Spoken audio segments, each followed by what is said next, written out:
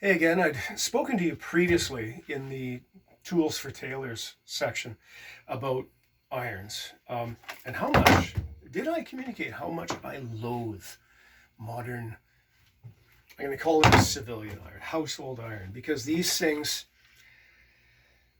I hate marketing people. I really do, because this is designed by marketers.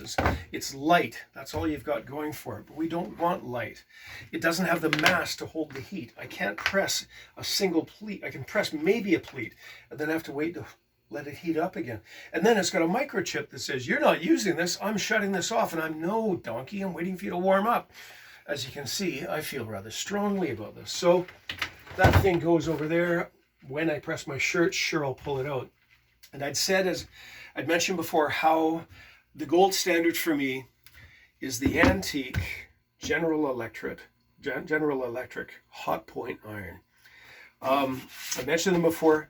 They're great. They've got mass. This weighs, I don't know, it weighs enough. It has enough mass, solid iron, steel, whatever, that it holds and retains the heat. I still can't do an entire press with it. I have to wait a couple of times during the process for it to heat up, but it's a marvelous piece of kit. It's got the mass, it's the bee's knees, it's wonderful. But the problem is the only place you can get these is junk stores, antique stores, and eBay. And when you get them, the cord is either going to be really hazardous and worn or flat out missing. So this is an original cord. And as you can see, you probably can't see inside, but it's just corroded to death, right? So when you get one of these things, you're going to have to jury rig a cord. You're going to have to make a cord. And this is the point where I have to have a product advisory warning. What I'm going to show you has always worked for me. But if you burn your house down, it's your fault because you walked away and left the thing plugged in, okay? What I've done in the past, because as I'd mentioned elsewhere, when I was about 25 years ago, time was come to press a kilt. I could find the iron at the time because my daughter was using it for a craft involving crayons, and we're not using that for clothing anymore. So I pulled out my grandmother's antique iron, which I believe dates from the 20s. And I remember her heating it on the stove and then just sort of either spitting or just tapping with a wet finger to judge how hot it was, and then ironing like that. But I thought, I'm not going to do that. I'm going to make a cord for it. And I did that for a while, and they last for a while for now because I've been using old appliance cords. The appliance is dead or whatever. I cut the cord off of it and I use it. And you can see there's two styles. If you can look here, this has two terminals and there's sort of a blade. These will, if the thing works, they're fine, right? But you're gonna have to come up with a slightly different way to.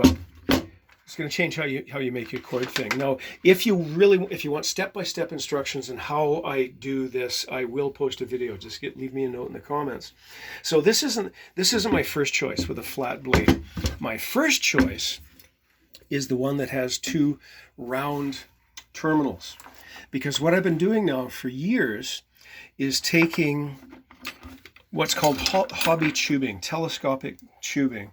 And this is wonderful stuff. You can buy it at hobby stores in graduated sizes, and they call it telescoping because the difference between the sizes is the thickness of the wall, which I think is 0.014 of an inch. I'm not sure of the of what it is in metric, but it's the thickness of the wall tubing plus a very tiny bit, so they telescope inside each other. But that means you can do graduated steps. So from a small terminal into a larger terminal that plugs onto the big terminals. Now you'll notice these had insulation around them, which is melted and pulled back. But the problem that I'd find with these things, they would last for a while and then they would die on me. And I think one of the problems was this wire, standard modern appliance wiring, is a bit too light for the amount of current that these things draw. So I would find that a terminal would break off, it would get heat, the solder would too hot, the solder would loosen and stuff like that. I started taping the things in place to immobilize it. That worked a little bit longer, but they still died. my latest is to take 12 gauge wire. This is 2 by 12. It's 2 strands of 12 gauge wire in an external loom. And when we look, and again, if you want step-by-step instructions, I'll show you. And again, I'm emphasizing this has always worked for me because I've never stopped being cautious about it. When I plug in an iron, I never leave the room. I don't take my attention off of it. And again, you know, North American household current, you're fine. You just don't abuse it. You don't walk away and forget the iron was on. So yeah, I basically strip back the terminals, solder, tin them, make a brass lead out of a piece of pipe, which goes into a larger pipe, which then fits onto the terminals. And they're about the same size. I can't see if I've plugged them in properly or not in the shade here. But then I tape the thing down to keep it secure. And it works a treat. So there's a little hack that I've done. It's worked for me. It'll work for you, but at the same time, never neglect the things. I mean, this one I stopped using, my grandmother's original one, because I think the reason why she abandoned the cord and heated it on the stove is I think this got dropped one time. In fact, it's a bit asymmetrical. It looks like it fell on itself. Because when I took it apart, there's an insulating layer inside, which is made out of mica, you know, the stone, the mineral. And the mica was cracked. And I noticed when I was ironing this thing, sometimes I would smell ozone, and sometimes there was sort of an arc flickering thing going on, which was really entertaining. I never got a shock, you know, and again, it's household current. But still, I thought the time was to retire this, and I've been buying these things on eBay. And again, they're a wonderful tool, and with this, it's not terribly difficult hack.